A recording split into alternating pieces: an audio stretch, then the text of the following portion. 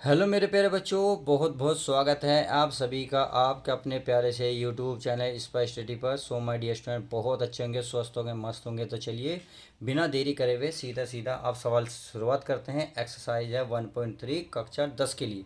तो कक्षा 10 में जो सवाल नंबर 3 है, इसमें बोला है कि सिद्ध करो कि निम्न संख्याएं, यानी कि कोई संख्याएं हैं आपके सामने बहुत सारी, वे अपरिमेय संख्या हैं, ये हमें सिद्ध करनी है।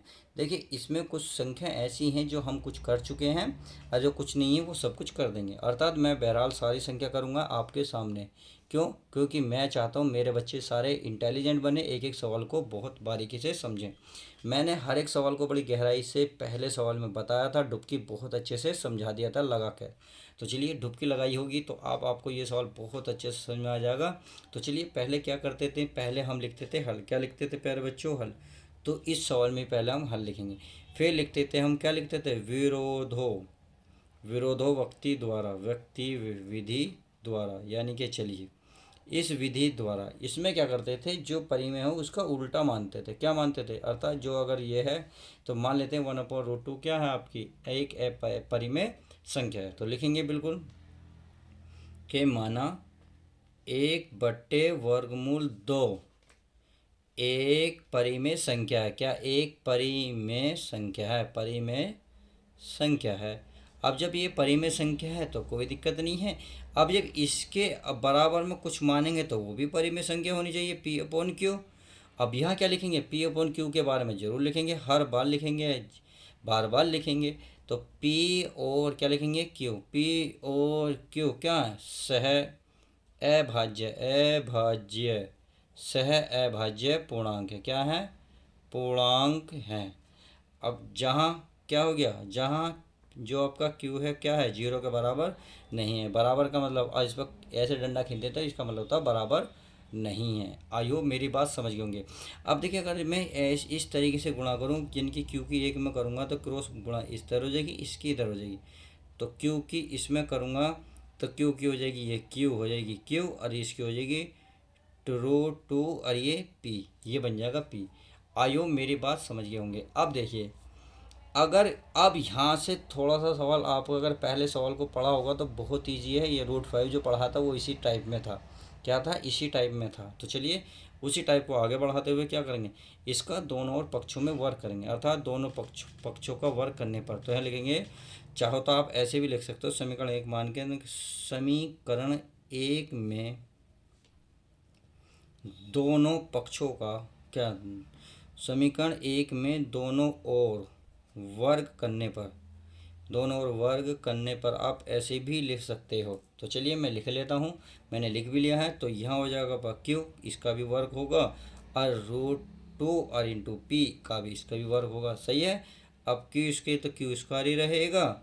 अब आप इसका बताएं, इसका √2 पे भी स्क्वायर आएगा और इस पे भी पी पे भी स्क्वायर आएगा। आप सभी को पता है इससे क्या करनी कटेगी, था ये आ जाएगा 2p²। क्या आ जाएगा? 2p²। तो आपने देखा क्यू स्क्वायर का एक गुणनखंड क्या मिला? 2। क्यू स्क्वायर का जब एक गुणनखंड 2 है तो क्यू का भी एक गुणनखंड 2 होगा। यही तो चीज़ हमने उसमें समझाई थी, किसमें? सवाल नंबर 1 में यही हमने समझाया था। तो चलिए अच्छे से समझ में आ गया होगा। अब क्या करना है, तो बस आपको हिंदी लिख देनी है। तो चलिए मैं हिंदी लिख लेता हूँ। भाई हिंदी लिखते हैं, क्यू स्क्वायर का एक गुणनखंड, गुणनखंड एक गुणनखंड 2 है। भाई 2 ही तो है इसकी गुणा में, तो 2 है। तो आप जब पी को क्यू स्क्वायर का है तो क्यू का भी होगा, क्यू का भी एक, क्या? क्यू का भी एक क्या होगा? गुणनखंड। तो यहाँ मैं लिख दूँ गुणनखंड, गुणनखंड 2 होगा। तो आई होप इतनी बात तो समझ में आ गई होगी। जब इतनी बात समझ में आएगी, चलिए अब क्यू का तो मसला हो गया सोल्व।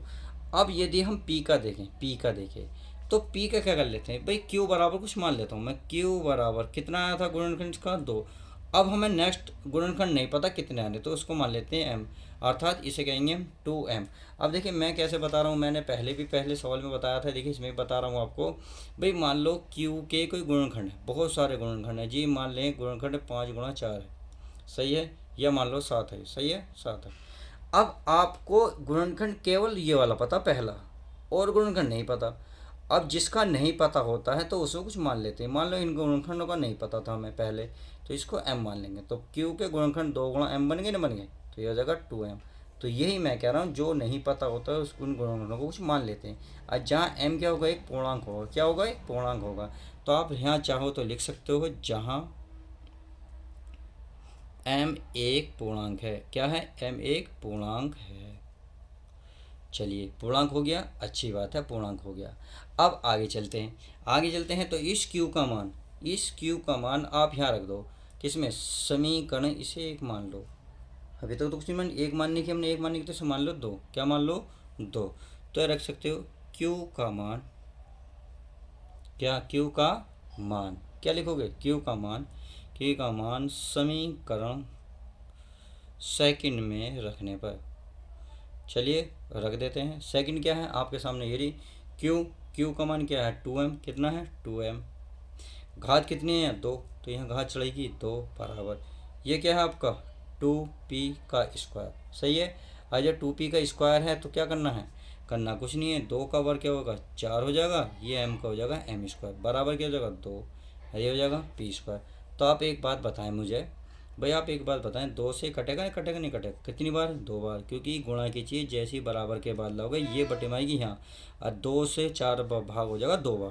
तो ये बचेगा आपके पास 2m, क्या बचेगा, 2m स्क्वायर बराबर p स्क्वायर। तो आपने देखा यहाँ p स्क्वायर का भी सॉल्यूशन हो गया, भाई q का भी निकाल लिया हमने, p का भी निकाल लिया। जब p और q का निकाल लिया तो मैं आप अब हिंदी शुद्ध लिख देता हूँ, जो हिंदी लिखनी होती है। तो चलिए मैं हिंदी लिख देता हूँ। तो चलिए प्यारे बच्चों, मैंने हिंदी लिख दी है। देखिए यहाँ पी स्क्वायर का एक गुणनखंड क्या है, 2। यहाँ दिख रहा है पी स्क्वायर के गुणनखंड में कितना है, 2 है, नहीं है।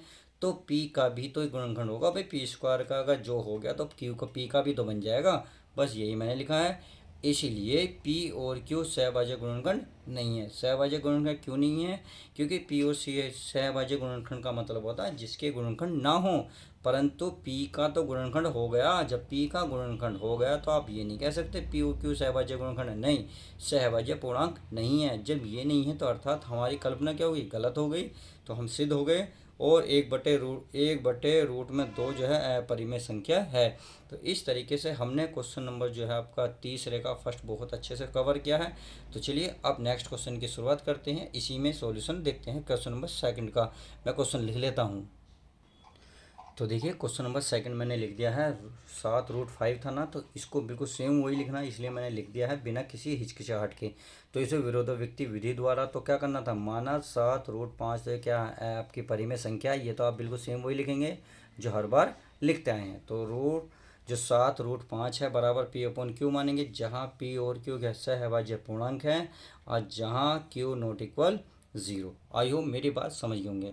अब आप सभी को पता है कि √5 जो है क्या है आपकी अपरिमेय संख्या, ये हम सिद्ध कर चुके हैं। अर्थात क्या है आपकी, क्योंकि इस पे वर्ग नहीं है, जब इस पे वर्गमूल नहीं है तो आप ये कैसे परिमेय संख्या।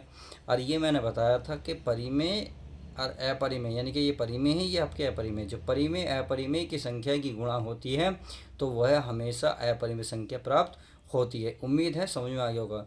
तो चलिए आप √5 की, हमें तो ज्ञात है कि ये आपकी क्या है, आपकी अपरिमेय संख्या है। तो इसकी सहायता से 7 ज्ञात कर लेते हैं, ये हमारा क्या है। अब चलिए तो इसको, ये जो इधर गुणा में है √5 की, तो गुणा की चीज़ कहाँ पहुँचेगी, भाग में, अर्थात क्यू के गुणा में पहुँचेगी। ये पी के नीचे पहुँचेगी, 7 के यानी कि क्यू की गुणा में पहुँचेगी। तो चलिए मैं इसको पहुँचा देता हूँ। तो इसको मैं लिख सकता हूँ √5/√5, और ये है पी अपॉन ये 7 पहुँचेगा 7 क्यू।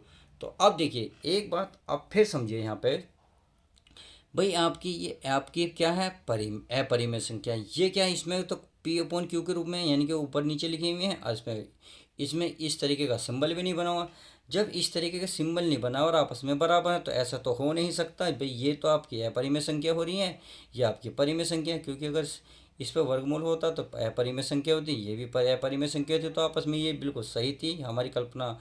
तो इस वक्त क्या हो गई, गलत हो गई, क्योंकि ये आपकी अपरिमेय संख्या हो गई, ये परिमेय संख्या हो गई। ऐसा कभी नहीं होता, अपरिमेय संख्या बराबर परिमेय संख्या, ये अपरिमेय, ये परिमेय नहीं।